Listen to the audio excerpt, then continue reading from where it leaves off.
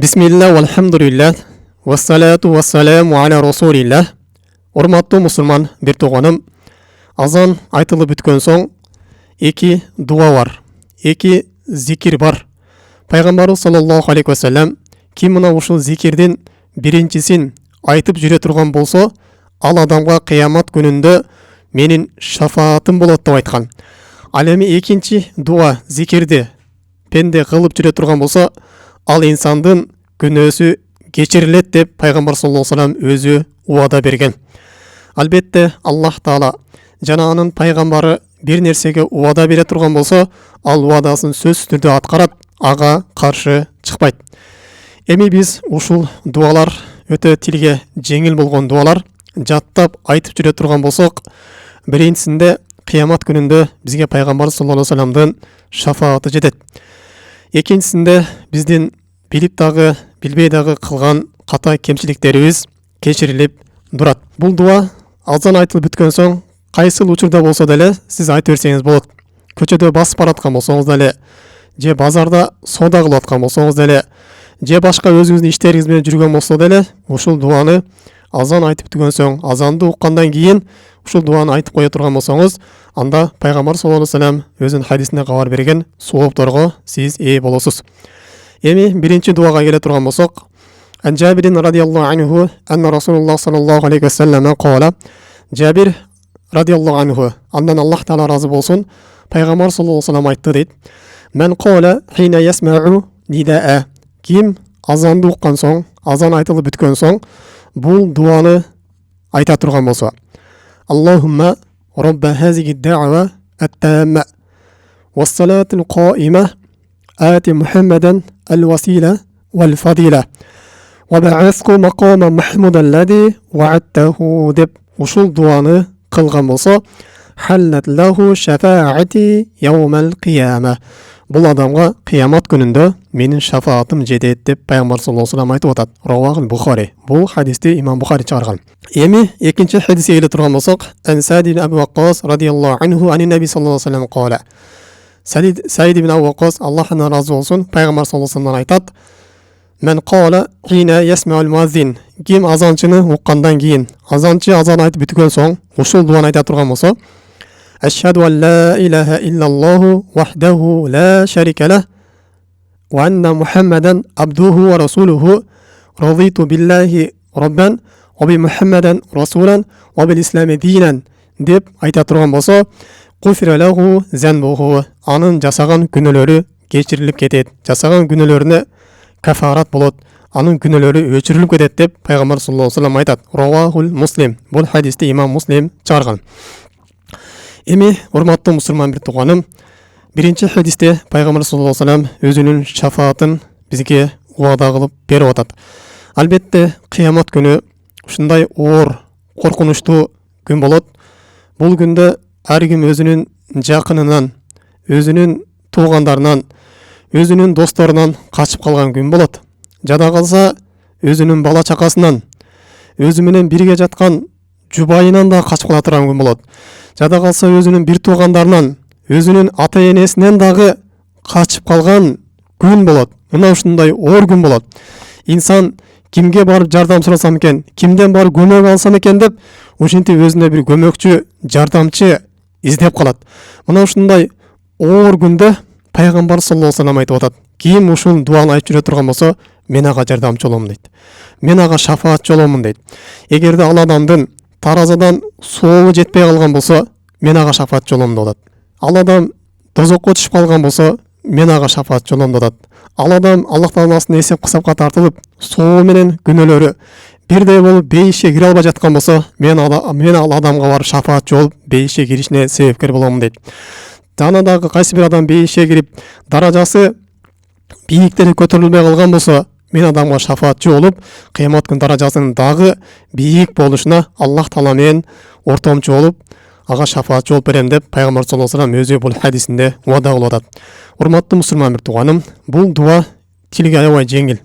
Биз жаттап айтып жүрө турган болсок, кыяматтын мына ушундай оор күнүндө пайгамбар саллаллаху алейхи вассалам бизге келип жардамчы болуусуна эң чоң себепкер болот. Албетте биз жогоруда айткандай эле пайғамбар саллаллаху алейхи вассалам уада бере тұрған болса, Аллах тағала пайғамбар саллаллаху алейхи вассалам арқылы бізге уада бере тұрған болса, ешқашан Аллах тағала жана пайғамбар саллаллаху алейхи вассалам уадасына қарсы шықпайды. Жеңіл дуаны айтып отырған болсақ, ушундай қиямат күнінде өте үлкен соғыптарға пайғамбар саллаллаху алейхи вассалам шафаатына ергешебиз. Ошондуктан буга биз жеңил санабастан убактыбызды бир аз бөлүп болсо дагы ушул дуаны жаттап, азандан соң таштабай айтып жүрө турган болсок, албетте сөзсүз түрдө кыямат күнүндө биз пайгамбар саллаллаху алейхи вассаламдын шафаатына ергешебиз. Эми экинчи дуада, бул дуада пайгамбар саллаллаху алейхи вассалам ал пенденин күнөөлөрү кечирилип кетет деп айтып атат. Албетте бул дагы өтө жеңил. Буну да жаттап кое турган болсок, биздин билип дагы, билбей дагы кылган күнөөлөрүбүзгө кафарат болот. Балким эртең кыямат күнүнө барганда биздин күнөөлөрүбүз, соопторубузду басып кетер.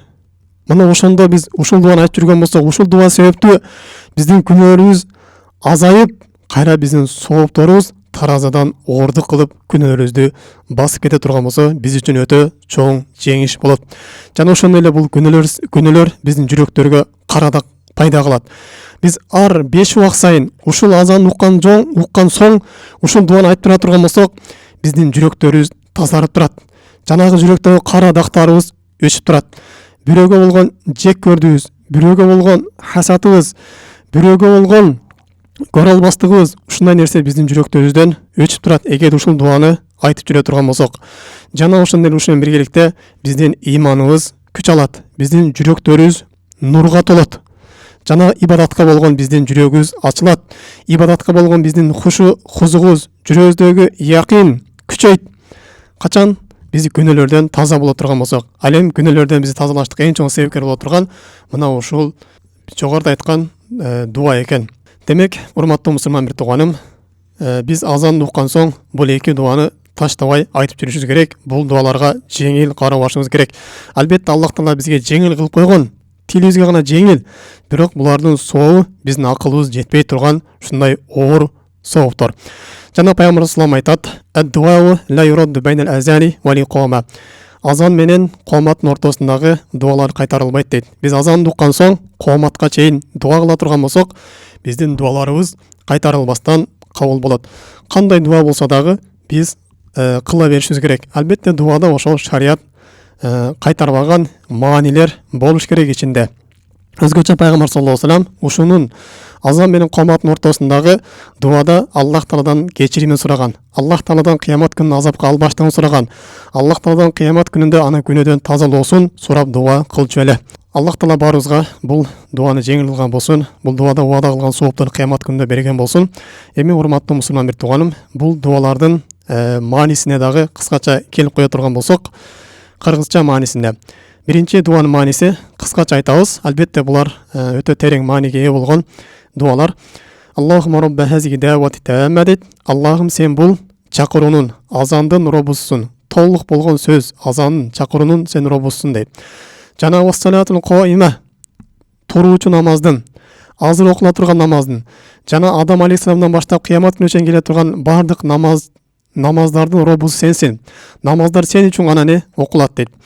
Ати Мухаммадан ал-васила вал фадила. Пайгамбарыбызга саллаллаху алейхи вассаламга василаны бергин дейт. Васила деген бул ошол бейиштеги эң жогорку даража. Пайгамбар саллаллаху алейхи вассалам айткан, азан айтылып бүткөн соң Аллах Тааладан мага ошол василаны сурагыла деген.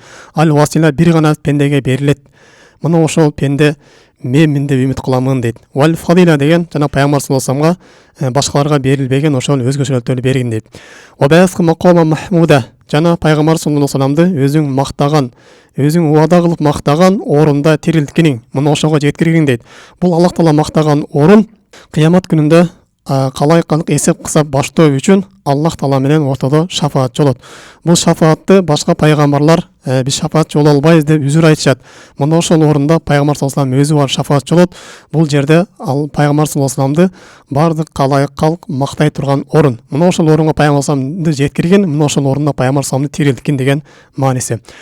Эми экинчи дуанын мааниси кыскача бул күбөлүк келмеси. Биринчиле ашхаду, күбөлүк берем, ла иляха иллаллах, Аллах Тааладан башка илах жок, вахдаху ла шарика ла, ушундай болгон илах жалгыз шериги жок. Ва анна Мухаммадан, жана пайгамбар саллаллаху алейхи вассалам абдуху, ал Аллах Тааланын кулу, эч кандай бир улухияттык ал пайгамбар саламга сыйына турган бир сыпат жок. Ва расулуху, жанап Аллах Тааланын элчиси, радиту биллахи роббан, Аллах Таала роб экендигине мен разы болдум. Аллах Тааланын буйруктарына моюн сундум, тыюларынан тыйылдым. Ва би Мухаммадан расулан, жанап пайгамбар саллаллаху алейхи ва саллям элчи экендигине мен разымын. Буга мен ишенемин. Буну мен тастыктаймын. Буга мен көөлүк беремин. Ва бил ислами динан, жана ислам дини Аллах Таала мага дин кылып бергенине разымын деген бул дуалардын мааниси мына ушундай. Субханакаллахумма бихамдик, ашхаду ан ла илаха илля анта, астагфирука ва атубу илейк. Ассаламу алейкум ва рахматуллахи ва баракатуху.